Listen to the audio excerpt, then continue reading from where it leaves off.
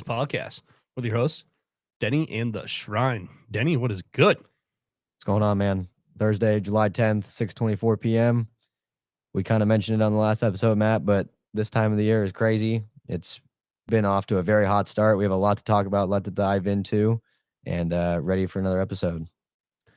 Yes, sir. I'm excited. We been have a really busy last few weeks, to say the least. Summer's here, baby, and I'm excited for those who are joining us. I got the Larry O'Brien on my new Chet jersey. Litzo, I hope you're here to see this. If not, I'll be sending you a picture soon in my Shapians hat, and pretty stoked. So, and for those wondering about me, I have Kevin Durant. KD, baby. But it's another retro. Soon to get number 7 on the Super Rockets. Sonics jersey. And speaking of which, we're going to go right into Sonics update to start the episode. First off, fuck James Dolan. He is the owner of the New York Knicks, if you do not know that. And he is pretty much seems like he's trying to convince owners to kind of start a pact and vote against expansion. And expansion talk is happening this next week in Las Vegas. Summer League just started. The official meetings with all the ownership is going to be next week in Summer League in Vegas. So I just want to say fuck James Dolan for that. It was kind of rumor, so I don't know how much of it is true, but I absolutely believe it because as we talked about before on the podcast, it dilutes the revenue with the new social bargaining deal and everything like that. So fuck him. Also, really huge for us in another efforts for the city of Seattle to show Mr. Silverman and the owners that we are ready for a team. The city unveiled the very first statue for our NBA team outside of Climate Pledge Arena, outside of Key Arena, which is Lenny Wilkens, Seattle Supersonics legend, the GOAT. He was the coach of the 1970s. Was it 79? Yep. 79. I always get mixed between 77 and 79, but Lenny Wilkens, obviously legendary coach who got us to the finals and the only championship in Supersonics history. He was also a player for them before that, so he's the GOAT. So he is the very first statue outside of Climate Pledge Arena in a empty locker room, ready for a team. And so so for that, we will take a shot for the Seattle Supersonics. Yes, sir. For Lenny Wilkens. For everybody, Desmond Mason, who had an after party at the beer hall there as well. Yep. One of the greatest dunkers, dunk contest winners of all time. Love Desmond Mason, 24, the GOAT. Zenny, let's take a shot. Bring him back. Cheers. Bring him back for sure.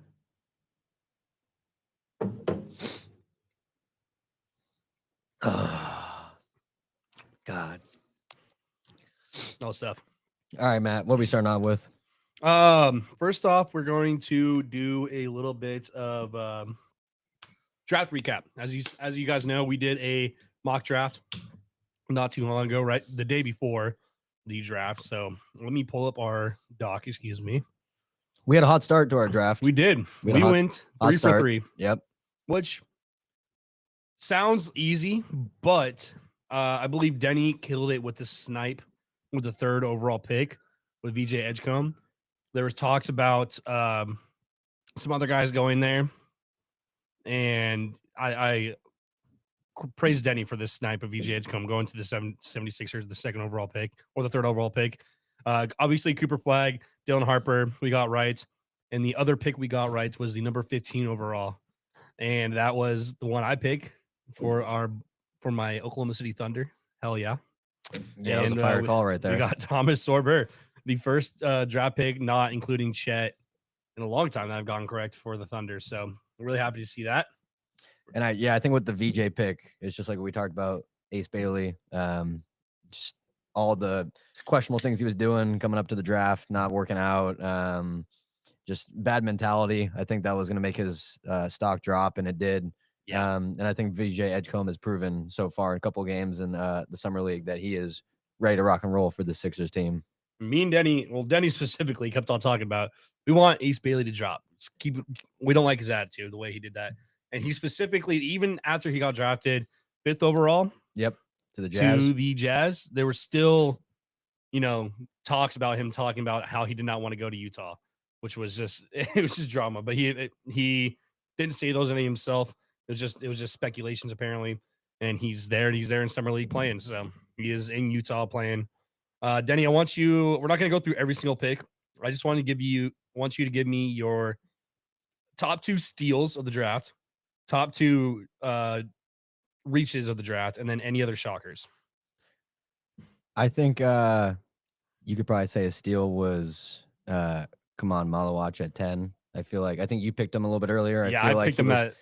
I picked him what was fucking it? early. I picked him 4th to the Hornets. And I think he was gonna go early. And that's just a huge addition for the Suns. And I like him on the Suns quite a bit. I do too. Yeah. They've been looking for a big man, obviously. Yep.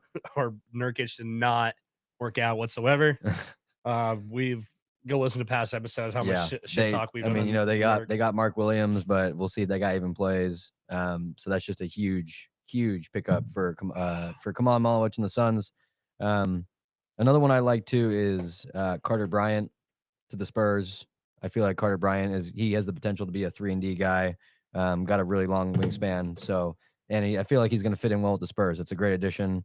And then I just got to give a shout out though to number 11, going to the Grizzlies to join his Wazoo, well, not teammate, but I'm not wearing the jersey, but another Wazoo guy, Cedric Coward. So they both played as number 0 at Wazoo as well. Yep. But Jalen Wells was first and has number 0 for the Memphis Grizzlies. My jersey's in the other room.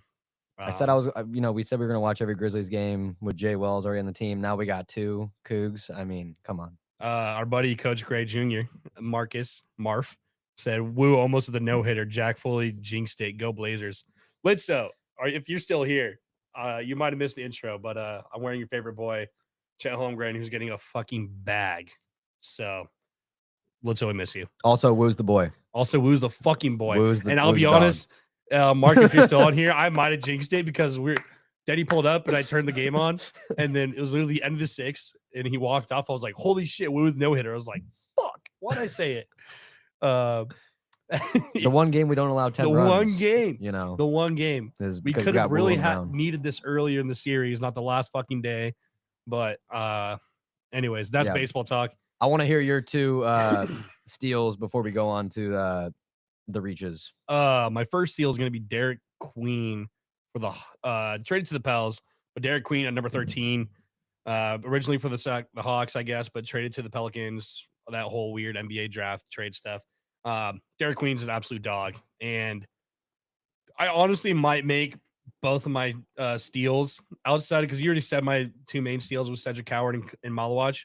I might make my other steal the other Pelicans player they drafted, Jeremiah Fears, 0 fears. I was actually just watching him today in summer league.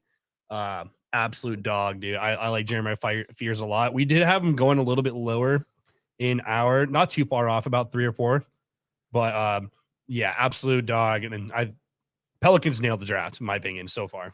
So those are my 2 steals. Pelicans have really got really good trading around. Yeah, 0 fears. Yeah, 0 fears is amazing. And I love Derek slogan. Queen. Yeah. Derek Queen is so perfect. I think it's just the perfect destination to be next to Zion Williamson as well. Yeah, I'm sorry, Mark. He said, damn it, Matt.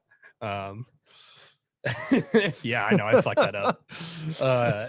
Anyways, yeah, those are my 2 steals. I'm just going to give all the praise to the Pelicans on this draft. Give me your 2 reaches. Okay.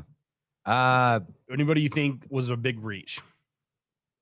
I don't know. Or even a small reach. I wasn't as familiar, I think, with this this draft class. Mm-hmm. And so obviously they're professionals and we're not too. So this is just off speculation. Right. This is off speculation.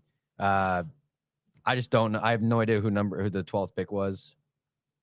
Noah Esengu, maybe. Yeah, I don't know. Noah Esengu. Yeah, going to the Bulls. I have no idea. I mean, it might not be a reach. He was one of the French guys, wasn't he? Yeah, he was a French guy. So I mean, we've seen, in past that the French guys do well.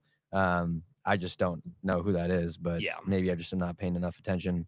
And then going to the Pelicans, I think that is, that's huge. They got Derek Queen. I'm just very curious to see what's going to happen with that unprotected pick that they gave up to the Hawks, just for the fact that it was going to be unprotected pick, could be a top 5 pick, could be a lottery pick, because it's going to be the worst of them and the Bucks next year. and you just gave it to a Hawks team that we're going to talk about more later, but is loading up. But still, I mean, we've talked about Derek Queen before. He's a dog. He's going to do well on this Pelicans team alongside Zion and Fears and all that. Absolutely. I'm just curious to see what's going to happen with that unprotected pick they just gave up. Yeah. Not saying that's a reach, because honestly, I could have seen Derek Queen go higher. As we saw last year, like the French prospects are going crazy. I know. Internationals. This is like the first in a while where we haven't had that many international players be in the top 10 at all. Yeah, this is a very heavy college draft. As a person who watched a lot of college basketball, I'm very thankful for that in a way, because I think there's so much talent in the college in general. But I mean, obviously, if the French guy's good. Obviously, Victor Wembanyama. So like, I'm not no hate to the French or anything like that. It's just nice to see the guys that I've watched all season get drafted to good teams. Any other reaches? Maybe I have one circled. Let's hear yours, because I don't even know who else I would say. And I could be completely wrong, but this guy didn't even get a green room invite. He was in the stands though. Is the Portland Trailblazers drafting Hansan Yang? The next Yao Ming, apparently the Chinese Jokic, some people are calling him. I did watch a little bit of his tape after he got drafted, but it was just honestly might just be a shocker. I wouldn't even say it's a reach. Excuse me, throw my mic away. I don't know if it's a reach quite yet. It was just definitely a shocker. And the fact that they traded, I think they traded back, right? Or they traded up, one of the two. They traded back with Memphis because Cedric Coward went to Memphis and Portland went back and got Hansan Young. After they drafted Donovan Clingan last year as well. And now they added from Portland, Drew Holiday, or for Celtics. And so that's definitely a shocker in my eyes. As far as another reach, maybe I don't have anybody at the top of my head. Oh, I did have Edgar Demon out of BYU. I had him circled as a reach a little bit. I definitely we had him going down to 20th, and he got drafted at 8th to the Nets. Oh shit! Like I said, we're not complete professionals, but we like to act like we know. I was just very shocked that he got drafted that early, and maybe the Brooklyn Nets see something I don't. But he's a great guy. He's very versatile, but I don't know. I don't know. We'll see what happens here, but I think Igor is maybe a little bit of a reach. Yeah, I mean, you just look at a couple of the guys that got drafted right after him, and I feel like Brooklyn could have maybe went a different direction, but I don't really know enough about him either. I was so out of the game with college basketball this year, so yeah, that's fair. Maybe he's going to prove us wrong, but I was kind of thinking about that one too. Some shocker for me is this is like the first draft a Gonzaga player has not been drafted in a long time. So the streak comes to an end there. That was tough to see because Anton Watson was the last pick in the draft last year, the Celtics. So that streak stayed alive. I think Ryan Nembhard should have been in the second round, should have got drafted. I think he's an amazing player. He got signed to, I believe, Memphis. And the guy I hate, what's his name? The Gonzaga guard. Nolan Brickman, also on the summer league for Memphis. He is? Yeah, they got. Oh shit! I did not know that. Oh, not Memphis. Excuse me, Mavericks. Both of them got summer signed. I didn't even know Hickman was in the summer league. Yeah, Hickman got just a summer league deal with the Mavericks, and then Nembhard got a two-way deal summer league with the Mavericks. So that was good to see them to go there. But obviously, I got a Coug drafted, so I can't be mad at all. Still, Washington players being drafted. There was another Washington player drafted. I'm trying to remember who it was. You remember who it was? Didn't play college here, but was it Colin Murray Boyles? No, it might be Colin Murray Boyles. Also a great guy. But that's just my shockers. Walter Clayton Jr. went higher than we predicted. Like to see that. Kalkbrenner we thought was going to be higher too, but he got 34 to Charlotte in the second round. There were some good ones. I picked Nick Clifford to go 10 to the Suns. Yeah, Nick Clifford slid and a he little went bit. 24th. So yeah, still first round talent. Yeah, exactly. Danny Wolf was quite an emotional one. I had him go earlier to New Orleans. Yep. But he slid a little bit too. Cam Jones slid. Cam Jones, I think, what was he, like mid-second round? Yeah, he went to the Spurs 38th. in the 38th. I like I said, I saw Cam Jones live this year, so I had a lot of praise on him. Bucket. he's a fucking he can run the floor really well, really, Yeah, really well. And he's a bucket. when he's on, he's on. Yeah. So the Marquette guy there. All Yeah. right. That's it for the draft. Any other things you want to say before we move on?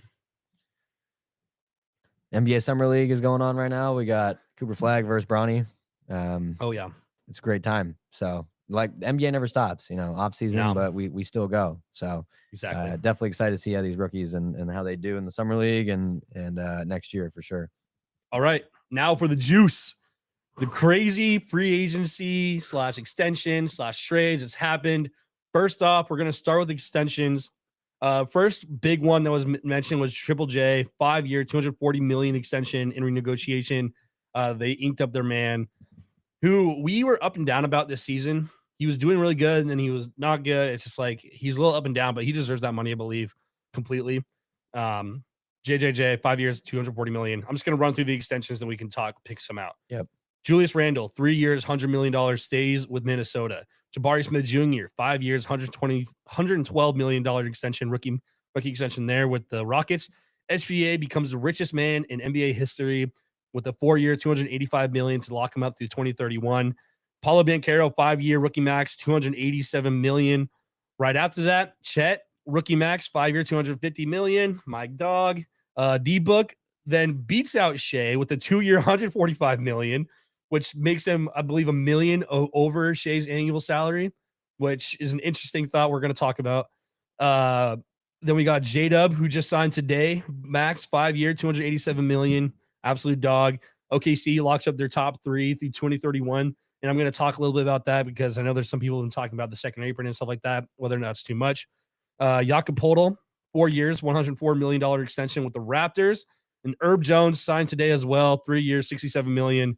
Which is absolute steal, in my opinion, for the Pelicans because he's an underrated player. My opinion, he just hasn't gotten much playing time. / he's been injured. Who do you want to talk about first out of those? Let's start off with Triple J. Yeah, they traded obviously Bane in the offseason. Had a tough year. Ja was hurt, so there's a lot of questions going into it. Like you said, we talked about Triple J at the start of the season last season, and we thought he was a defensive player of the year type caliber player. Was hoping for a lot more. Suffered injuries, but he's still a dog. He was our favorite at the beginning of the season. Yeah, our defensive player. So I mean, good for him on getting the extension. It just shows that they're going to rock with him. I think the one thing we have to watch out for now is he just had surgery on his turf toe that he suffered a couple weeks ago in some random basketball run. So now I think his timetable is like 12 weeks. He's going to be reevaluated. But it just shows that, they believe in Triple J. He believes in it. So, I mean, I'm a huge Triple J guy. So I hope he can kind of pick it up and figure it out, recover from this injury. And hopefully the Grizzlies can make some noise with our boys on him now. Yeah, so absolutely. We'll see. Yeah, Triple J, absolutely deserving. It's hard to say what's going to happen with the Grizzlies. Obviously, we're going to even talk about more of how more stacked the West has gotten. The West is so stacked, but I believe the Memphis and I believe everybody else thinks that they can be able to make Triple J a cornerstone. Ja will be up next in a year or two for extensions. I think he got an extension last year, didn't he? Didn't they also just extend Aldama? Yep. I think they extended him this offseason. Yeah, I think I put that down in here. Nice. Let's say he wasn't an extension. Technically, he was. Or was it like a re-sign? Yeah. Okay. So I like that a lot. Okay. We'll get into that a little bit here too. Yeah. Jabari Smith. We're talking about the amount of people that the Rockets have just locked up as well after getting KD, after getting Jalen Green, Dylan Brooks contracts out. They make $50 million a year in for KD's contract, and they work around, and they're still under the second apron somehow. They did really well just throwing out money this year, and the Rockets and the Thunder I believe are doing it right by getting everybody under contracts this year because the following years are just going to get more expensive. And I think the cap and the luxury tax thing is going to expand, go a little bit further come the coming years. And I think their Rockets doing really good about getting those guys now, knowing they're going to have them for at least the next 2 or 3 seasons for a majority of their core here. And, they're going to try to make a run with KD and everything like that. So I really love the Jabari Smith Jr. Signing here. 5 years, $112 million. It's honestly perfect for where he's at. He was projected to be a little bit more than what he's done so far for when he got drafted and everything like that. But he's still a good player, and he definitely improved this season being a role player for the Rockets. But I like this move a lot. Yeah, I think we've both talked about our our fandom for him ever Mhm. since he was in Auburn. I mean, he was a top player in the country in Auburn, and he has great potential to be a stretch player. He's suffered some injuries. He just hasn't lived up to what he needs to be. But Yeah. I think this is another extension where it solidifies that they trust him. They want him around because I know there was probably some talks about him being moved around, especially with everything was going on with the Rockets and just his status. So shows he's locked in. I'm excited to see what he's going to do. We'll definitely talk about this Rockets team more as we go on through this episode. Oh But yeah. yeah, hype for him there for sure. Next one I want to talk about. I'm going to save all three of the OKC guys till the end. Yep. Paulo, obviously deserving so. First overall pick in the 2021 draft. It went Paulo then Chet. Yep. Which I was very happy with either of those guys as a Thunder player. Yeah, Paulo, he's had some injuries, and they just went and spent a lot to get Desmond Bane, and so it looks like they're trying to compete. They also I didn't put it in here, but they signed Mo Wagner for another year, so they got him, keeping the Wagner brothers together here. Paulo absolutely deserving. I just want to see him stay healthy, and I also with Paulo, like he's been doing really good. Like he had a 50-point game early on in the season, and before he got injured. And I don't even think we've seen even close to what Paulo's peak can be yet. Still, I think there's so much of his game he can expand, whether it be in the defensive game, whether it be in his shooting.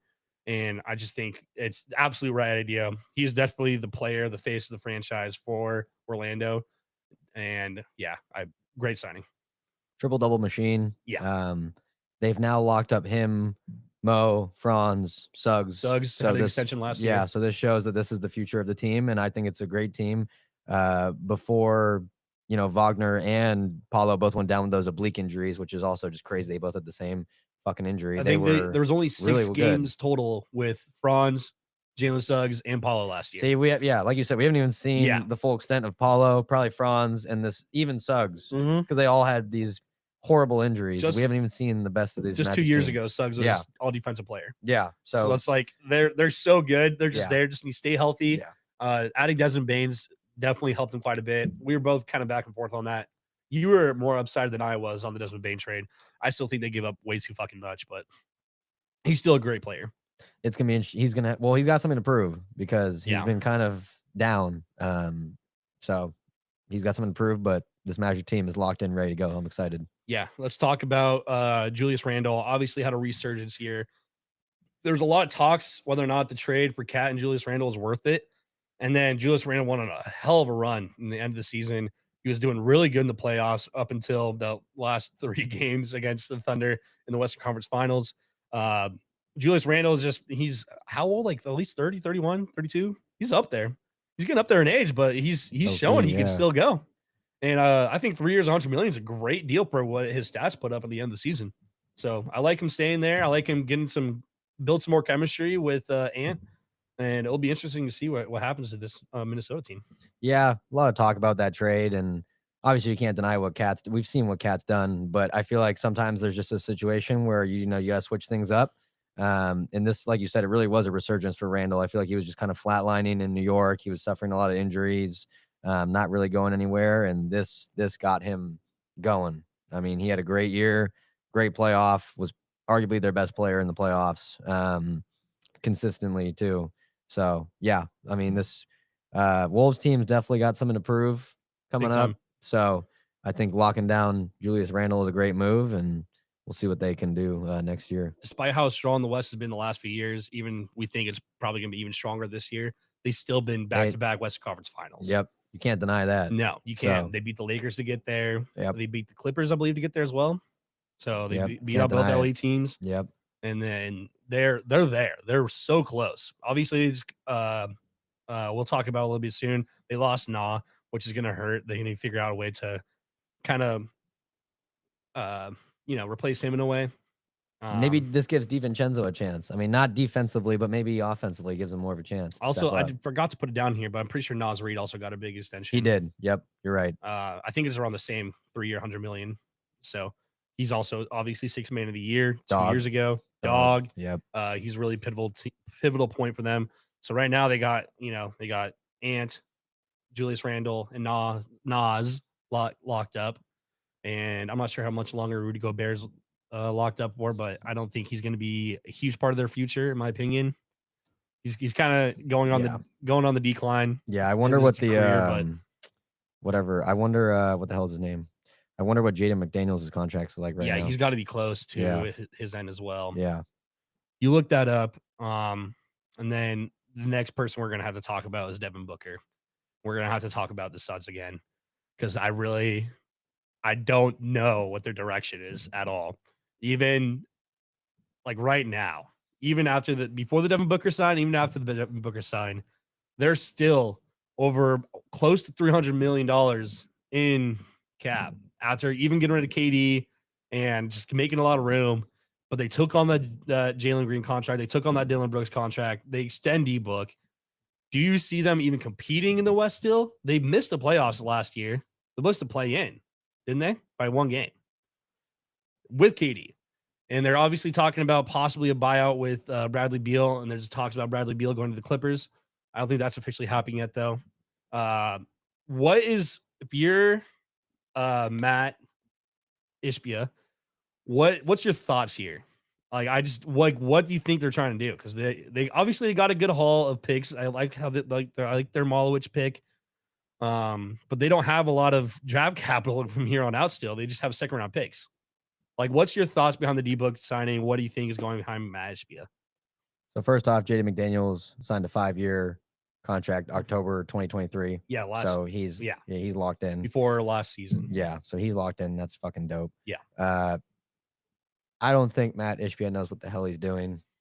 That is a huge contract you just took with Jalen Green. Yeah, he just got a bag, and he's a young player. Yeah, but obviously we saw the struggles of him in the playoffs. Yes, he had amazing numbers in the regular season, but there's still question to him. And I don't even know who the point guard is going to be. It's going to have to be Book because they just lost Tyus Jones also to the Magic. I think he signed like a 1-year deal or something. So, yeah, Tyus Jones. Yeah, we've talked about this West and how deep it is, and it's getting deeper. I don't know. It just seems like Ishbia is desperate. He's just trying to figure things out. I love Book though. I love he's staying in Phoenix, even if it's for only 2 years. I hope he stays there forever. I hope he stays as a Sun. He's one of the most loyal guys I feel like now in today's league. But I said on the last episode I'm still a Suns fan. I'm still gonna stick with the Suns for now. But not yet. but I don't know. I don't think this is, like you said, they got no capital, they got no assets. So the Suns are in trouble, and we'll have to see what they can do this year with this team. Yeah, I completely agree. I'm gonna make a hot take. I honestly think the Suns end with a better record this year than they did last year. That's gonna be my hot take. I can agree with that because I still like the depth piece. I think Malowich adds so much. They've been needing a center. Who knows? Maybe Mark Williams will be healthy. They've been needing a center since Ayton. Yep. They thought Nurk was going to be that guy. Nurk obviously wasn't that guy. And then obviously Ayton was kind of shooting the bed in Portland, but now the Lakers tinker. We're going to talk about DeAndre Ayton a little bit here too. But also, one last thing about the Suns. I don't even know if this guy's ever played in the NBA or when was the last time he played in the NBA, but they signed college legend and Nigel Hayes. Yeah, I forgot about that. So I only remember him at Wisconsin just fucking balling out. Baller. Alongside Frank Kaminsky and Sam Decker. So we'll see what he can bring to the table after playing in, I think, Europe or something. Yeah. All right. Moving on to obviously my favorite, the big three, Oklahoma City Thunder. First, it was Shea making the richest man before D-Book took the Thunder there. Then it was Chet. Some people were shocked it was Chet first before J-Dubs, but Chet was a second overall pick. You remember that. And a lot of people like Michael Lissow are going to give a lot of shit for that. And I understand that. And I understand his injury history. But you cannot deny what bringing the hat out. Not yet. You cannot deny how much better the Thunder have been with Chet on the floor. No matter what you say about it, Chet on the floor, Thunder are almost unstoppable. He played the whole season last year. He had his hip injury this year, was out 3 months. And the moment they came back, him and Ihart were figuring it out, and they did amazing. Obviously, they won the championship with him. And then you go to J-Dubs, absolutely deserving. And also news that we didn't talk about since then is that he was playing with a torn ligament in his shooting wrist. ever since the game against Phoenix against Devin Booker when he went for a loose ball. And obviously he was talking about the Kobe comparison. He had a 15-minute video on YouTube I like to watch there. It was really cool. But yeah, absolutely amazing that he did that. First of all, dropped a 40-piece in the finals with an injured wrist. This is, like I was just talking about earlier with how the Rockets signed all their guys. This is brilliant move by Presti. They're like only 180 million in cap this last year. They were under the luxury tax, right at the salary cap, and now they're paying these guys at least almost 800 million over the next 5 years. But all three of those guys are locked up until 2031 season, the end of the 2031 season. They are set. They got their guys that they've been completely operating around for the last 3 years. They got their championship. They're going to be all their guys on the roster right now are signed for the next 2 years minimum, with Caruso signing an extension earlier this year, and with iHeart. Sorry, the light went out. It's dead. Oh, okay. Sorry, keep going. With iHeart as well, signing that 3-year, 88 million. I think it's just absolutely another beautiful play by the man, the legend, Sam Presti. Yeah, absolutely worth it, in my opinion. Quick sidebar: I didn't know that these can die. Yeah, they're little rechargeable lights. Okay, sorry. Back to it. I mean, I feel like there's really not much that we have to say. Yeah, you're building your team around these three. They just won you a ring. They're the favorites to win a ring. They're probably the favorites to win a ring next year. You're keeping everyone. You have Caruso for a while. You just re-signed Jay Will. Yeah, I mean, I know there's been a lot of talk about Chet. And I mean, I don't know. Give your full opinion. I want to hear it. I mean, yes, he maybe hasn't played to what people have wanted, or maybe he was making, some. I think there was a couple times where he might have, at least in the finals, he was trying to force it. He maybe forced a fast break, or he would go up for a layup, get blocked, and then try to force it to go back up, and it didn't go well. But I think a big part of that is he's just still so young. He really hasn't been in the league that long. He's missed a lot of time. He's only played about a season and a quarter. Yeah, I mean, he's still working on his game, and he was working out with Kevin Durant a little bit. So yes, yes, he hasn't probably done. He's a KD shoe. He's got a KD shoe. Yeah. So, yeah, he's had flashes of, not playing well or forcing things. And I think he's just still super young. I mean, the whole team is still super young. J-Dubs is not even in his prime yet. No. Shea has probably just reached his prime now. So they're the favorites to win it again. And I mean, you had to give these guys all a bag because come on. Yeah. Obviously I'm very biased. I know that. Yeah. I know. I'm trying to be realist, but I also completely agree for the fact I think all three of these guys have not met their ceiling yet. Shea just had one of the greatest single seasons of a basketball player could ever have in general. Also, now the 2K26 cover. He capped it off with the cover. 2K26 cover athlete. Yeah. He had his glory for about a week of being the highest paid NBA player in NBA history. Finals MVP, regular MVP, Western Conference Finals MVP, scoring title. One of the greatest seasons. And I still think he can improve his game in certain ways. That's why I'm just feel so optimistic about the Thunder. Chet, like I said, young, still has not met his peak whatsoever. I think this deal does nothing but help Sam Presti, the Thunder, for the fact that they still have so much draft capital. And if he does not, continue to be healthy for the next few years, you have Thomas Sober that they just drafted who kind of like help out with the back there. And there's so many things they can do. Sam Presti is just an absolute genius, dude. He won Exec of the Year, very deservingly so. So it's just hard to talk about flaws. I'm trying to think of like flaws to bring up or something. I'm trying to be a little. Really, I mean, there's really no flaws. I mean, no, I don't know. There really isn't. Yeah. I mean, and obviously I hate everybody comparing this team to like the 2019 Raptors, and I hate that so much that they're saying it's one of the worst championship teams in a long time. But it's you gotta take that out. Not worry about that. They won the championship fair and square. It was not Mickey Mouse running by any means, and they're looking deadly to compete in an even more stacked West, and they're still the favorite. Yep. Absolutely just masterclass. All right, enough glazing to the Thunder. I can glaze them for days, but guess what? You can glaze all you want when you fucking win the chip, baby. I tried to balance it out, and I just really don't even know what to fucking say. I mean, No, I get it.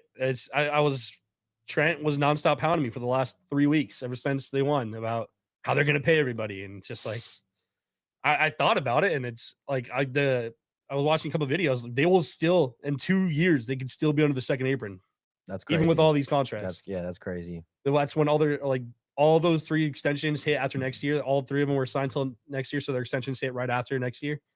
In 2 years, they can still be under their apron with all 3 of those contracts. With everybody they Insane. have on Yeah. the team Insane. currently. Insane. So it's yeah. NBA better be scared, man. All right, let's get into the free agency frenzy / trades. First off, Bitch, I'm from Texas, where we should ride in swangers and put diamonds in our niggas. yeah. Hey. Bitch, I'm from Texas, where we should ride in swangers and put. Yeah, Deji got the cowboy hat on. Hopefully it stays on. We'll see how long it stays on for. We'll see how long it stays on for. Yeah. The KD trade turned around into the biggest trade in NBA history. And by what I mean by that is a record-setting 7 teams involved. So I'm going to go through team by team. Yeah, I don't even know who got what. I'm going to tell you right here. So Phoenix got Jalen Green, Dylan Brooks, obviously. They got the 10th overall pick, which is Kaman Malawach. They got Rasheer Fleming in the second round as well with the pick they got. Kobe Brea, Daquan Plowden in a second rounder. I think it's for next year's second rounder, I believe. And then Houston got Kevin Durant, and they got Clay Capella out of the deal. Kind of. It's kind of like a sign and trade, I guess, part of it. Brooklyn got 2 seconds. Golden State Warriors, the only thing they've done this free agency, which I was going to clown on the Warriors later, but might as well now. They've done absolutely fucking nothing this entire time except this trade. And they got Alex Tuhi and Jamai Mashak. I might have butchered that. I don't think they're that much of a deal. Atlanta got a second swap, and they got David Roddy, and they got cash. Lakers got the second round pick to get Adam Thioro. Minnesota got Rocco Zikarski, 2 seconds, and some cash. Biggest 7-team trade, only 7-team trade in NBA history. Obviously, it's the main piece is obviously Houston and Phoenix. I like Clint Capella, underrated signing for the Rockets as well. Just sit there next to Steven Adams. I think it'll be huge. I think it'll be awesome. Who's their other starting center? Sengun. Oh yeah, obviously. But Sengun's probably gonna be more of a power forward now. Then you're gonna let Clint Capella and Steven Adams be the big man down low. Yep, and Jabari. Well, And Jabari can be a forward with Sengun. Jabari can share time with Sengun when he's needs rest. Yeah. First off, with the Warriors, we saw, what they became when they got Jimmy, a very good defensive team. But then it showed when Steph was out in the playoffs, they have no offense without Steph. Yeah, you gotta they gotta figure that out. They gotta do. There he goes. The hat fell, and then we're not keeping it on anymore. All right, but they gotta do something. I mean, I don't know what they're gonna do. I don't know what the money looks like on that team, but I mean, they're gonna have to do something. But yeah, Capella to the Rockets, I think is a very nice addition. He's a great paint presence defensively. You compare him with any of those other centers we just mentioned. And what I'm hoping they will do is Steven Adams was so pivotal in the playoffs for them. And he also signed, which we talked about in the last podcast. Yeah, he signed got the extension while he was fishing. Yeah, he's a little bit older, and so what I'm hoping is they can maybe limit his minutes a little bit now, save him for the playoffs, and then have him just go fucking nuts in the playoffs. Yeah, I like it a lot. I would the love big to. Kiwi. Because he was huge for them in the playoffs. And so I would love to see that. But Capella, returning to the Rockets, I think it's a huge addition for him. Yeah, I think even after getting KD and giving up Jalen Green and Dylan Brooks, I think now the Rockets have the most depth in the West. And they just got the other guy we haven't talked about yet either. DFS. DFS. Oh my God, I forgot to write that down. Yeah. DFS from the Lakers. The Lakers. So he played 40 games with the Lakers, and then that was his boy Luka, and he left. So what does that say about the Lakers? Fuck him. I mean, he literally went there to go play with the guy that he went to the finals with, and then Lakers are and then he played 40 games and he left. And there's been a lot of talks lately about LeBron, whether to trade him or not. I don't think that's gonna happen. Actually, I don't think no. There's a lot of talk about it the last week, but still, it's a question. What the hell are you gonna do when he's gone? there was a rumor that somebody heard LeBron talking at a restaurant in New York or something like that, that he told his wife that he's only going to play one more year. So I don't know how much of that's true. I would not be surprised. He's literally can go anytime he wants. He obviously one of the greatest careers of all time. But the Lakers are not set up at all for when LeBron leaves. No. They need to do something this next year. I don't think trading LeBron is the answer, obviously. I don't think LeBron wants to go. I think he wants to finish his career in LA, I believe. Yeah. I just don't know what they're going to do. Yeah, but back to DFS though. We've both talked very highly of DFS. I think yeah. it's a huge addition for him. You know, have great defenders in him and Amen Thompson to just be on that perimeter. He's a great 3-point shooter. Huge addition for this Rockets team, especially when you have a guy like Van Vliet, who they also just extended, who's not the greatest defender. He's a great point guard for him, but now you really can have DFS, Amen Thompson guarding the primary ball handlers for this team. It's a great. Amen great Thompson addition. also is just fucking dog, and he's Yes. Oh my god! Now he's gonna be the face of the franchise too. So I'm scared for the Rockets. There's our negativity for the Thunder or the other side of it. It's these Rockets got so good. And they were the second seed last year, obviously too. Yeah. They kind of like how the Thunder looked last year. They went into the playoffs and did not look that good. Yep. But gosh, they got a lot. It's exciting. It really is. Yeah. Okay, let's keep going. Yep. The second biggest story outside of that has to be this Bucks. There was the whole thing about the Bucks was Trey Giannis. What did they do instead? They cut Damian Lillard, who just tore his Achilles, and to make room, they're still going to pay him over 100 million something for the next 5 years. And now they made room to sign Miles Turner. Silence, because Miles Turner just went to the finals with the Pacers, and there was a lot of people thought he was just going to resign with the Pacers. Felt like it after you make a championship run, like you should probably stay with that team. Obviously, we don't know how the Pacers' future is going to look with Tyrese Halliburton now, and the fact that they already have Giannis at center, and they have Brook Lopez left. That's another thing we'll talk about later.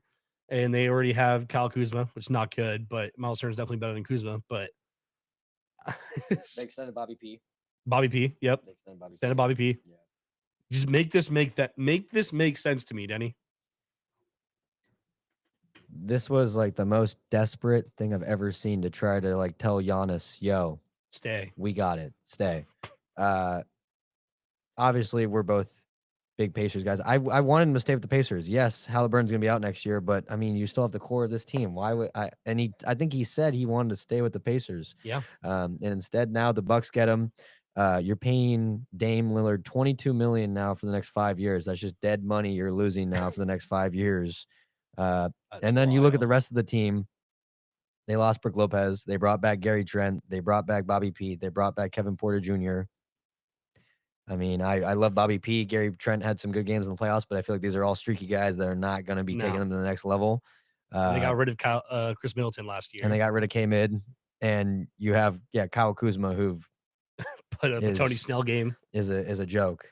So I don't really, I don't really know what the hell is going on over here. I think this was just a really, really desperate act. And I just am really curious. Like, did they ask Giannis before? Were they like, yo, this is what we're about to do? Did they just blindside? I don't know. Yeah, I don't know. Big question, which I'll say this after we get all the signings and free agency done, is talk about Dame and a few other guys that are still out there in the free agency market. But yeah, Bucks, I don't know what the fuck you're doing. The East is open next year, but I'm not sure if I don't know. I'd take the Knicks over the Bucks right now. We both agreed this doesn't change anything. No, this doesn't change. No, this doesn't change anything. Most lateral move. Yeah, like I just don't think getting rid of. I don't get it. Yeah, I mean Dame wasn't going to play next year anyways, but yeah, such a I don't know. All right, let's go to the Hawks. Hawks traded for. They got Kristaps Porzingis, who has been injury prone, but the Celtics kind of obviously they got rid of Drew Holiday and Kristaps. They trying to make some cap room while they have their star Jason Tatum out for the next year probably. They signed Nickeil Alexander-Walker, stealing from the Timberwolves. They got Luke Kennard as well, and I think there's one more signing I'm missing specifically, but those are the big guys. They also a competitor for the East next year, I believe now. The Dyson Daniels just had an amazing fucking year. Hasn't even reached his peak yet. Showed how much of a defensive presence he is. Trae Young leading the helm. They got rid of Daniil Hunter. Chris LeVert left. Signed Yeah, somewhere he's else. on, I think, Detroit now. Detroit. Yep. Yeah. Yeah, these are some big moves for the Hawks. I kind of like it. And then I'm trying to remember who they drafted. They had a good draft. They Who was it? Yeah. they got Austin Newell. Oh shit. That's Yeah. right. Yeah. From New Orleans. They Yeah. did trade with New Orleans. They got Austin Newell, Georgia man. Also kind of a steal that we didn't talk about. But Honestly, yeah, because I thought he was going to go a lot higher, just especially how he was doing in college. yeah, But I'm really excited for this Hawks team. We've always talked about this Hawks team. We're fans of them. The Great Barrier Thief. Jalen Johnson has just been plagued by injury. Jalen Johnson. Yeah. He should be back next year. Yeah, he'll be back. And now you can have probably Na be a starter, and you're having Na and Dyson Daniels as your two primary defenders on the ball. Mhm. That's pretty scary. And then you have Jalen Johnson, who's also a great defender. Bill Simmons said on his podcast, this might be the year that Trae Young finally makes the All-Star game if the Hawks do well. After he led the league in assists. After he led the league in assists, yeah. But this was a huge offseason for the Hawks. And I'm really excited to see what they can do this season. I think they're a minimum 5 seed this next year. Yeah. Oh my God, After they were a playing team last year. Yeah. I think they're a minimum 5 seed. Yeah. I think the Orlando moves up. I think the Hawks move up. Yep. Bucks might move down. Yep. Celtics move down. Luke Kennard was the best 3-point shooter in the league. Mm-hmm. Na is just a huge presence. I mean, just such a great player. So yeah, they got a lot of pieces. Really excited. Yeah. I think it'll be fun. Who's their head coach there right now? Do you remember? Quinn Snyder. Quinn Snyder? Yeah. Yeah. Quinn Snyder's going to have a lot of fun time just messing with the lineup because there's so many ways you can go with it. Just let the boy Mo Gay still get his minutes. My boy Mo. Let Mo still get his minutes. Come on. Would be, I think getting Kristaps and getting rid of Clint Capella does nothing but help Mo for the fact that Kristaps still not a very healthy guy. Yep. So I think Mo still could get a lot. Yeah, they'll save him. Yeah. They'll let Mo run it. Yeah. I think it's huge. Yeah. Huge for this Hawks team. All right. So moving on to the Mavericks. They signed D'Angelo Russell. D'Lo is on there with the Mavs now. And they got Cooper Flagg, obviously the first overall pick, who's playing against Bronny right now. And then they signed Frank Vogel as an assistant to Jason Kidd as well. And then AD went under a surgery, I believe, today. He should be good for. I don't think he should be good for most of this.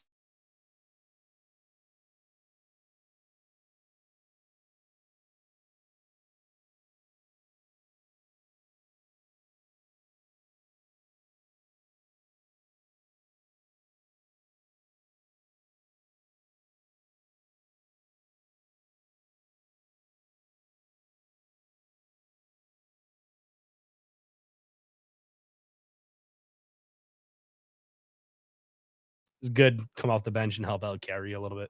Yeah, he's a great Also helps out my boy Clay. Yeah, he's a great facilitator. I mean, we've seen him be a bucket before. So, just something to help him out while Kyrie's out. But Yep. We got to remember that this Mavericks team went to the finals a couple years ago. Yes, they lost Luka, but they still have a lot of the other guys that they still had there. They have PJ Washington still.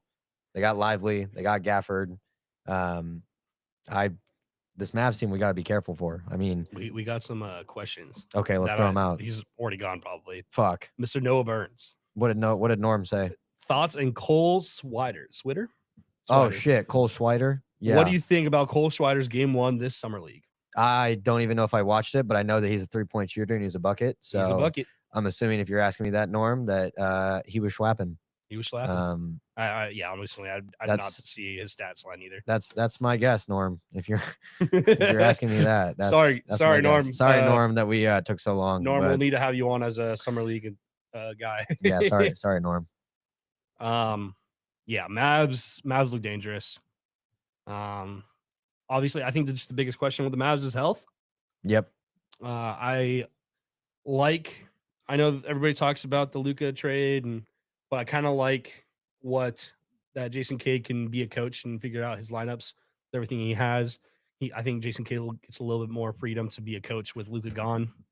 And so I'm excited to see that this year, especially the Cooper Flagg, man. Like, I'm just sorry that they have I'm sorry that they have Frank Vogel on their staff. That's just I'm a Frank Vogel supporter. I a know. waste of space.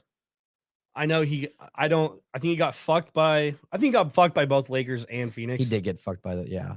I don't think it was his fault whatsoever. I think it's really hard for anybody that was in the situations for those two teams. So I'm a Frank Vogel stan. I like him. I think he'd be great. I think he's a better assistant than Doc Rivers is to fucking Oh well, yeah. yeah. I mean, we're gonna talk about Or no, not Doc Rivers. It's the other fucking Darvin Lakers. Ham. Darvin Ham, another fired Laker Yeah, coach. Fucking Darvin Ham. Out of the two fired Lakers coach that are assistants, who I'd we rather taking? take Frank Yeah. Vogel. That's what the point I'm trying to make here. Yeah. Do you play up? Find it? Oh, Swider had 20 Oh, the yeah. other night. Okay, Norm. Okay. All right. Who's Swider on? He's on the Lakers. Lakers Summer League. Yeah. Bet. I think he's been on there for a while, actually, Yeah. a couple seasons, I think.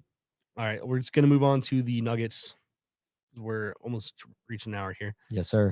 Nuggets traded Michael Porter Jr., Seattle man, to Brooklyn for Cam Johnson. So the Cam Johnson trade finally went through. I think it's a good move for both Brooklyn and Denver. I think it's good. Cam Johnson will be good next to Jokic. MPJ obviously dealing with injury. He was also very pivotal for the Nuggets. So he's been in the Nuggets for a while. He was kind of a key thing, but kind of like moving off him instead of obviously Jokic or Jamal Murray. That'll be good. They also got Bruce Brown back after he left for the Raptors, did bad for the Raptors. Then he bounced around to another team, I believe. Now he's back. Yeah, he was on the Hawks. I can't remember where the fuck he went. He was on the Hawks. I think he was on the Pistons maybe too. But obviously bad move for Bruce Brown. He's like, all right, I'm coming home. Let's see what we can do. They also traded Saric for Valanciunas to the Kings. I think that's huge for them. I don't know how that's a lateral move there. I definitely think Valanciunas is better than Alexander Sarr, but we'll see what happens. I think Valanciunas will be great to help out Jokic down low. Tim Hardaway Jr. also signed with them for some more 3-point shooters off the bench, more depth. I like what the Nuggets did here. Get some depth, help out the boy Jokic, but also need to mention that Nikola Jokic declined his player option. Interesting. There's no speculation on why. Interesting. His player option is next year, I believe. And so that will be some interesting, juicy stuff. Yeah. To see what happens to Nikola Jokic. Obviously, he's there this season. I don't think anything big is going to happen of it this year of him going anywhere, but we got to keep an eye on that. Yeah, I think the Nuggets they've made some really good moves. I mean, they dumped Dario Saric's contract, and I don't even know if that guy really played much for him. You're getting Valanciunas. We've talked about Valanciunas. He's a great role player. He's going to be, I mean, you have Jokic in the paint. You're not going to want to go into the paint. He steps off the floor. Then you have Valanciunas in the paint. You don't want to go up against that either. So, I mean, that's a huge addition. You get Bruce Brown back on the championship team. You get him for a vet min. You get Tim Hardaway for a vet min. It's a 3-point shooter for you. You can be like a KCP, like what KCP was for that championship team. Yeah. Huge. And then, yeah, I mean, Michael Porter Jr., when he's healthy, not even shoulder problems, is a bucket. He's a good defender. But Cam Johnson's a little bit younger, and I feel like he can do the same things. And you're saving like 17 mil, getting rid of MPJ's contract. So these were some really good moves for this Nuggets team. Gonna be really curious to see what they can do if they can just get someone to kind of back up Jamal Murray as their point. Hopefully Jamal Murray can. Obviously Jamal Murray was huge in the playoffs. He's always. Yeah. I think he's one of the best in NBA history when it comes to stats in the playoffs. Just to jump from regular season to that, but if Jamal Murray can find his regular season self again as well, it'd be huge. Is Russ a free agent? Russ is a free agent. We're going to talk about in the end. Okay, we'll save it for the end. We're saving my boy. All right. Moving on to the Clippers. They signed Brook Lopez to take him away from the Bucks, as we were talking about earlier. And then the big news for the Clippers is they trade Norman Powell to the Heat. I don't know why, but they got John Collins back. That's it. And then the Jazz got Kevin Love, Kyle Anderson, and a 2027 second-round pick from the Clippers. Don't know. There's a lot of speculation that they're trying to make room to get Bradley Beal, as we talked about a little bit earlier, but that has not happened yet, obviously. Norman Powell was your best player this last year.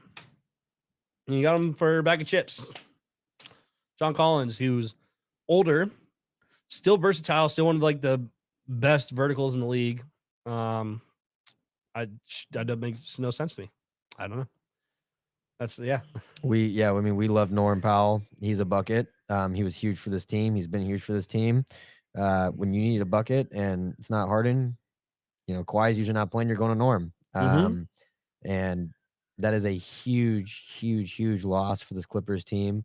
And they won 7 against the Nuggets. And I mean, I Harden and Kawhi together is still a great duo. I don't really understand this. Yeah, you're getting John Collins who can space the floor. He can be a lob threat for Harden. He can hit the three, but he's older. He's somewhat injury prone, and I think that Norm was just a better fit for this team. You needed a bucket, give it to Norm. Yeah. I don't really understand He this was a trade. dog. Yeah, the Heat got a bucket. He's on an expiring contract this year. Yeah, which so maybe hopefully the Heat sign him. I know there's a lot of fingers pointing to they were doing this to open up room for Bradley Beal. Yeah. We'll have to really see if that pans out. Also, with what Bradley Beal's been doing, I don't really know if I would even want to do that.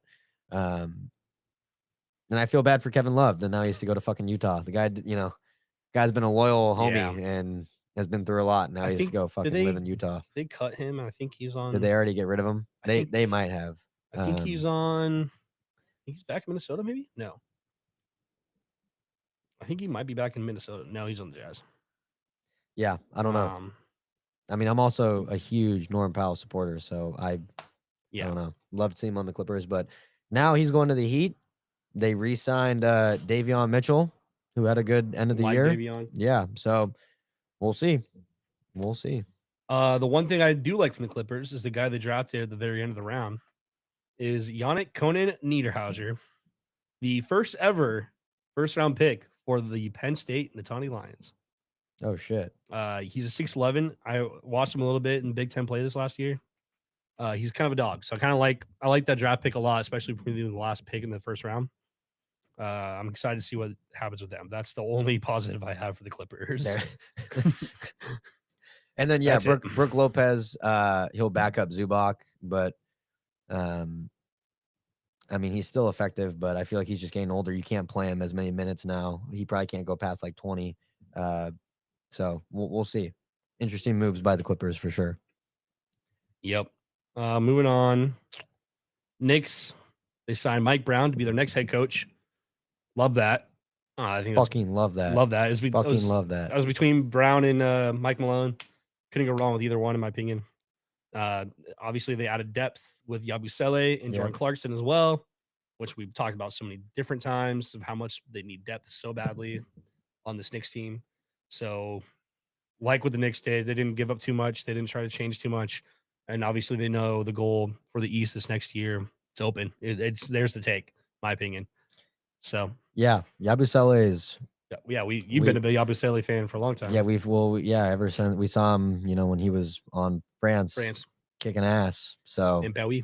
Yeah, in Paris. So a good addition for this team that really needs depth too. Especially kind of like a forward guy who can space the floor and create his own shot. So and we talked about Mike Brown, that's a fucking dog, 2-time coach of the year.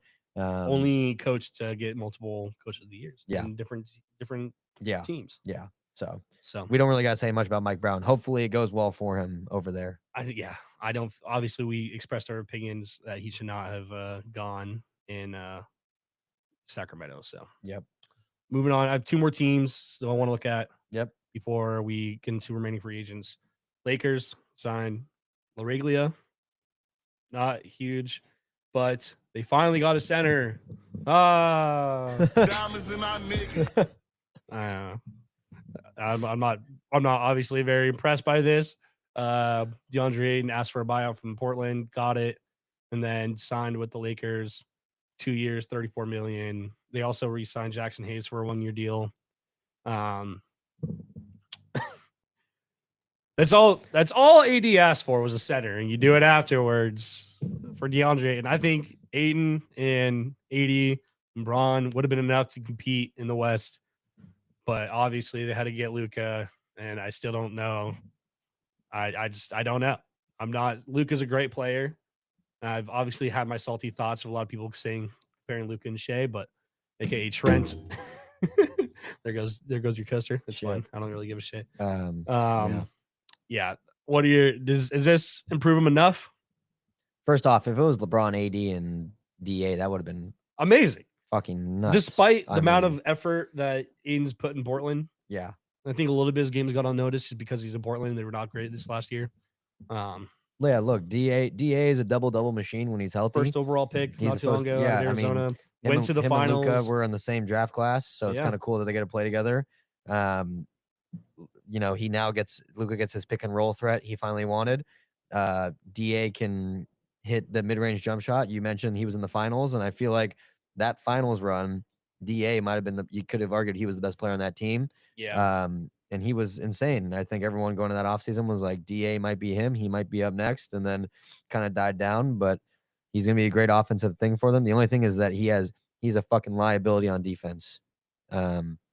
Lazy, gets back down. He just really gets just caught off guard. He's lazy. So for a Lakers team that doesn't already is not really known for defense, it's a little bit of concern, but Luka got what he wanted from the same draft class. So we'll see how it pans out for him. But we've talked about this West and how deep it's getting. You know, a team we haven't really talked about because they don't really need to do much because they're so young is the Spurs. You know, we got to remember that they got De'Aaron Fox now for a full year. They got Wemby. They got all these rookies coming in. It's going to be a very competitive West, and we'll see what the Lakers can do. I mean, you can't count out Luka. You can't count out LeBron. And now they got a great offensive threat in DA, but we'll see what they can do.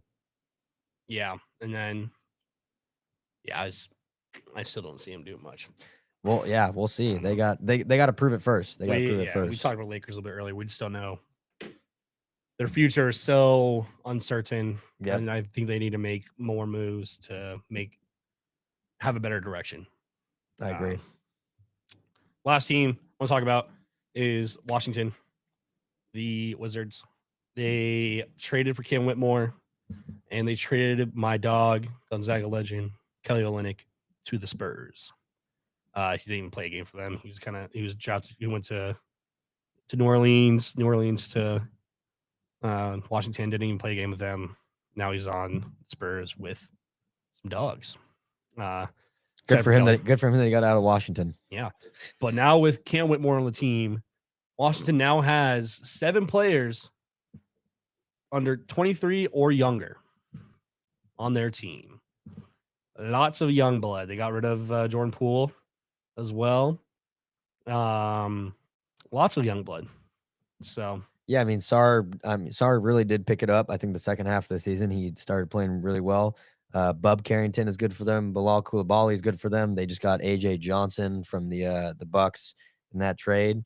And I do still really like Cam Whitmore. I just think he didn't really get a lot of minutes on the Rockets just because of how deep that team was. And I think this is going to be a good opportunity for him to kind of figure it out and be able to get more minutes on the team. And then they got some old heads. I think they still got Brogdon. They got Marcus Smart, I think. So curious to see what this Wizards team is going to do, but they definitely have the young pieces now to hopefully kind of rebuild and kind of work their way up in an Eastern Conference that is currently just we don't really know a lot about. We don't know. There's a lot of speculation going into next season. And now they have CJ McCollum too. Yeah. And CJ has still been a bucket, so he can be that vet presence for him. Great leader. So we'll see what these young guys can do and how they can develop. But I think them getting Cam Whitmore, I think Cam Whitmore is going to make some noise. He's going to finally get an opportunity to play, and I think he'll be ready for it. Yeah.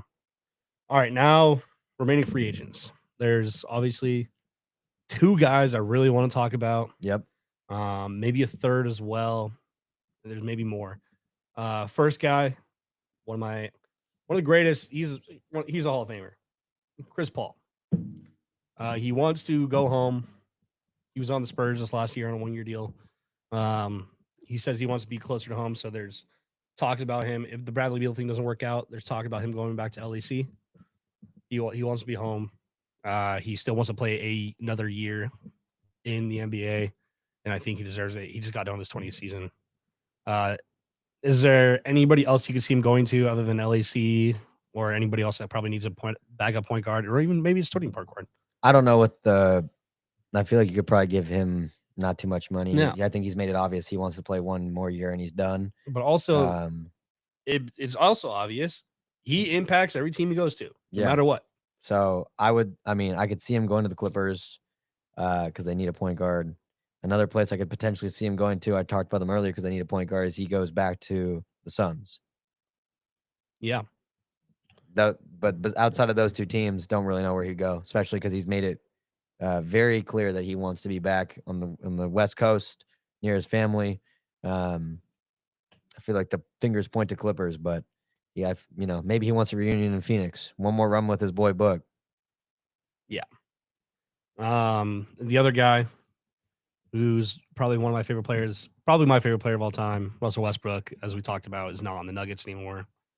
Also preferred to stay close to home at LAC. Also probably going to be cheap. Also put up pretty good stats this year. When he was a starter, he was averaging 17, 6, and 5. So he's still production. He just played his 17th or 18th season. So I don't know where Russ can go either. Kind of same situation Chris Paul is wherever he. I'd prefer that the Clippers would get Russ. I just go back to that playoff stretch they had 2 seasons ago. And he was a dog in the and he playoffs. was a fucking dog going up against the Suns. Him and Mason Plumlee were fucking destroying. I think that'd be sick for him to go back to the Clippers. Sure as hell ain't going to the Lakers. They disrespected the boy, so not there. What if you think? What if he went to Sacramento? Is there any possibility he goes to the Kings? I don't see why not. Yeah. Who do you? They got DeMar, They got Levine, DeMar and Sabonis. It's old. So it's old. It's So I old. mean, it'd be the old squad. But And Russ has played with Sabonis already before. So yeah, don't forget Yes. DeMontis Sabonis Yes. is drafted to the Thunder. Yep. That'd be interesting. I wouldn't hate that. But I think Russ stays on the West Coast as well. I think he wants to be Yeah. same type of thing as Chris Paul. Both getting towards the end, they want to just stay home. Who did Kings draft?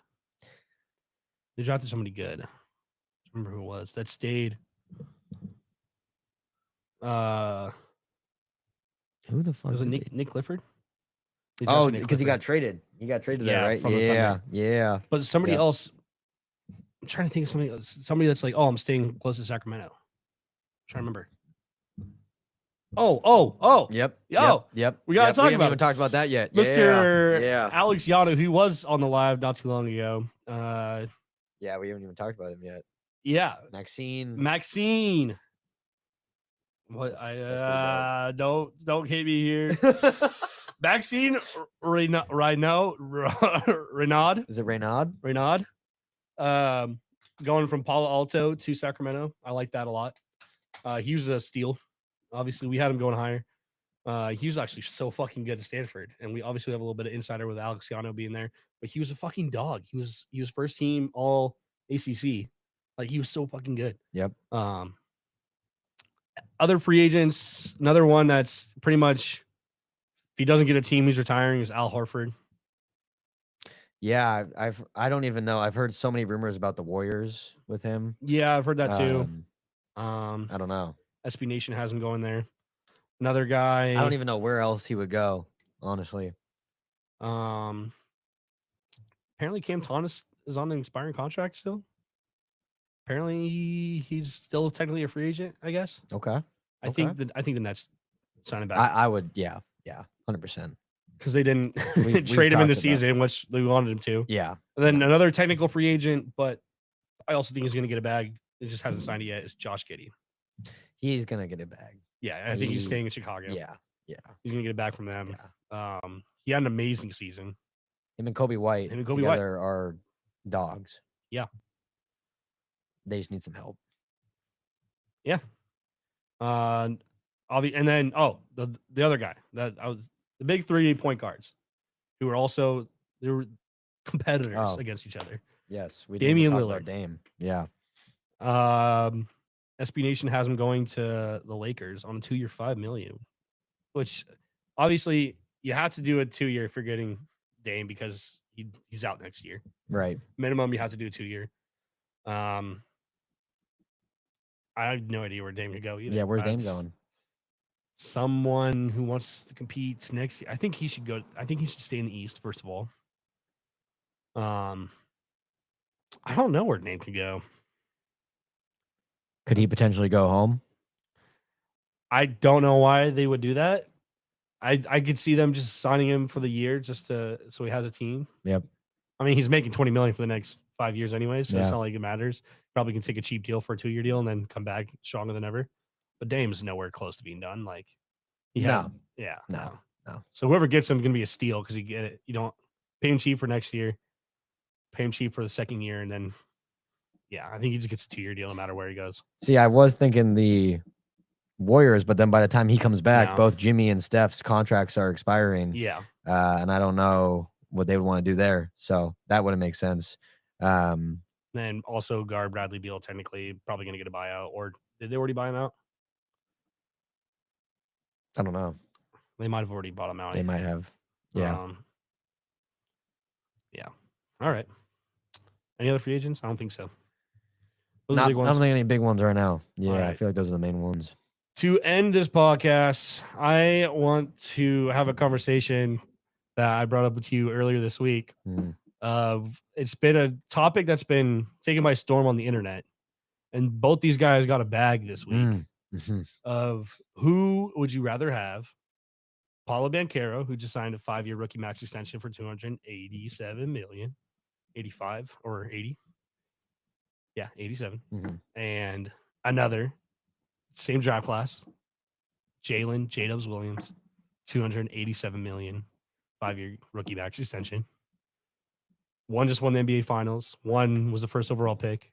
Still a dog, but played with injury. Obviously, J-Dubs just had injury to his hand, but he sounds like he'd be fine to play the season anyways. I'm obviously very biased, but I also said I would still think Paulo's ceiling is it's tough. It's really tough. I think they're really comparable players in their game and just the way they are. I think J-Dubs is a better scorer than Paulo. But Paulo is taller and gets to the spot he wants to. I think J-Dubs is a better defender than Paulo. But it's also tough when he's behind Shea. And but also think about it, he's doing what he's doing behind Shea Gilgeous-Alexander as a second option.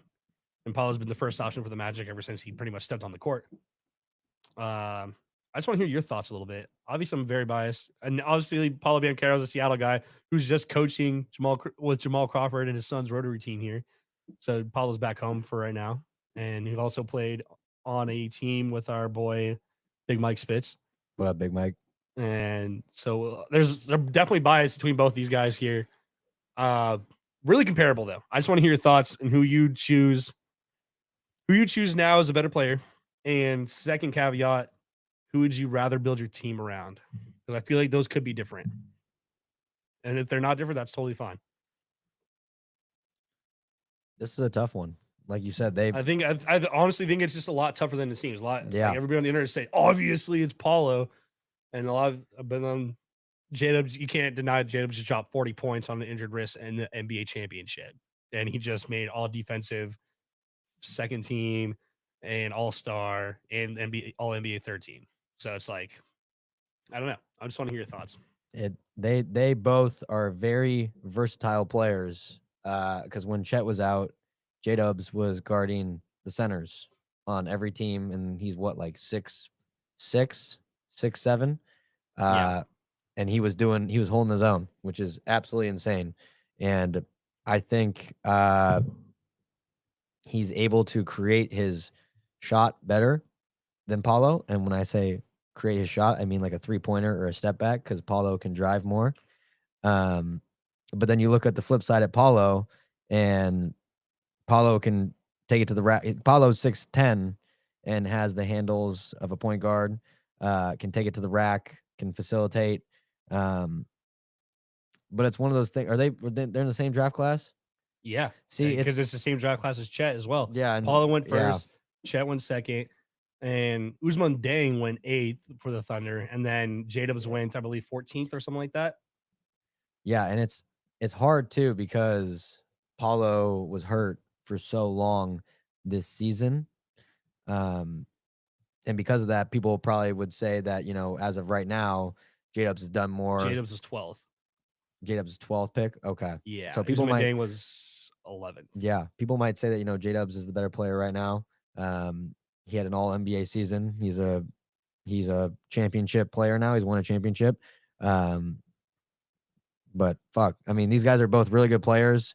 If I had to choose one, I might go with Paulo. But it's a very, very tight race because, like I said, J-Dubs can hit the three, he can create his own shot for a step back three, and Paulo doesn't have that in his game yet. But Paulo can attack the rim. And they're both great leaders, but both very versatile. But when you want to get a bucket, you can go to both.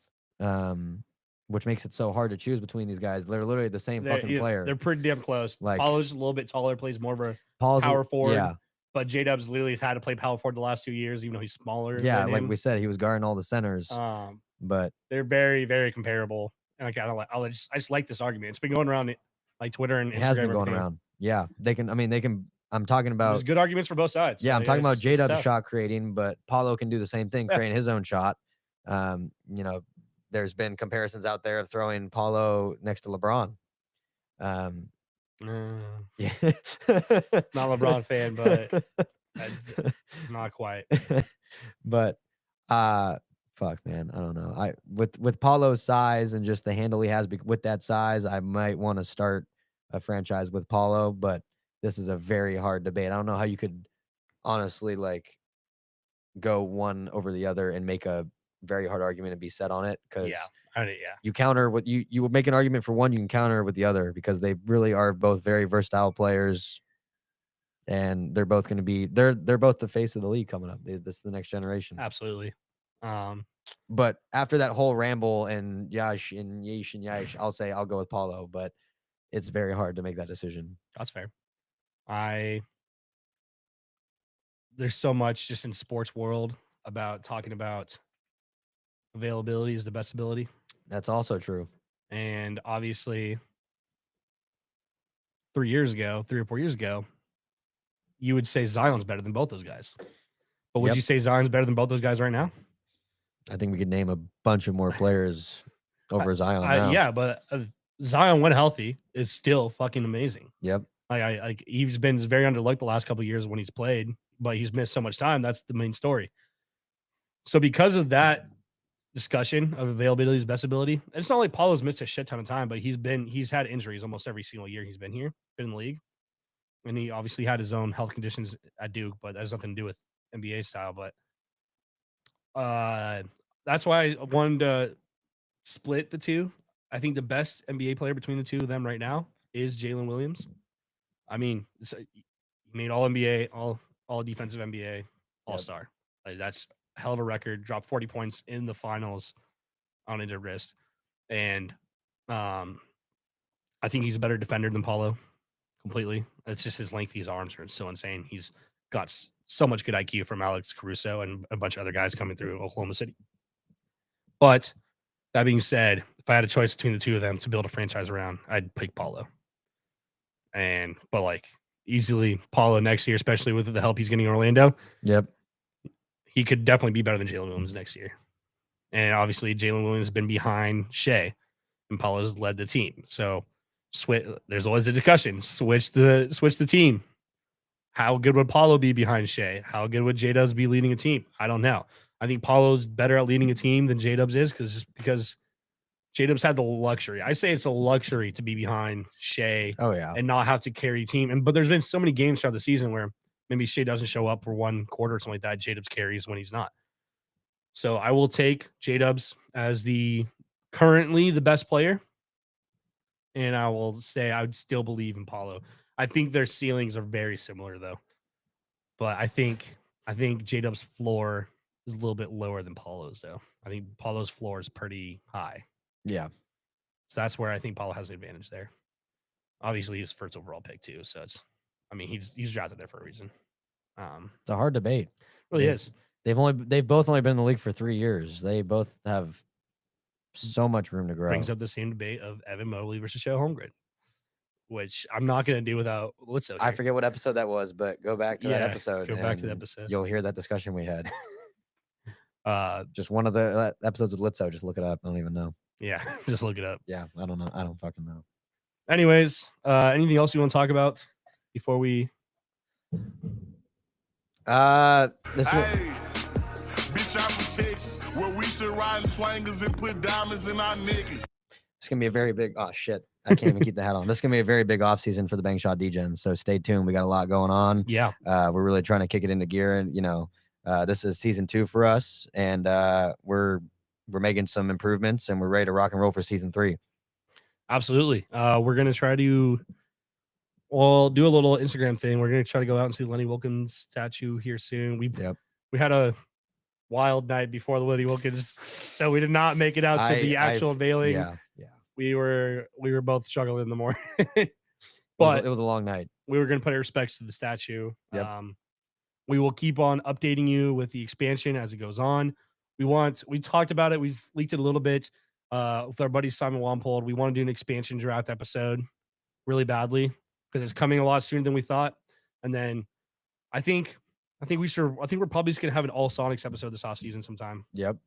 And we're just going 100%. to talk absolute Sonics, the past, the present, everything about it outside of the expansion draft. So for those who tune in live, thanks for coming. I kind of like doing the live episodes. Yeah, I think it's good. hopefully we can grow some more traction. Yeah. I know I've been shit my social media lately. We'll get that going. Busy time. Busy times. Last Busy time in our times. garage Yep, this is gonna studio. be the last. Yep. I will be moving next week, so we will have a new studio, so to speak. I don't know exactly where it's going to be yet, but we're still going to be recording. Don't worry about it. Yep. 100%. So with that, till next time, the bank is closed. Fish. Peace.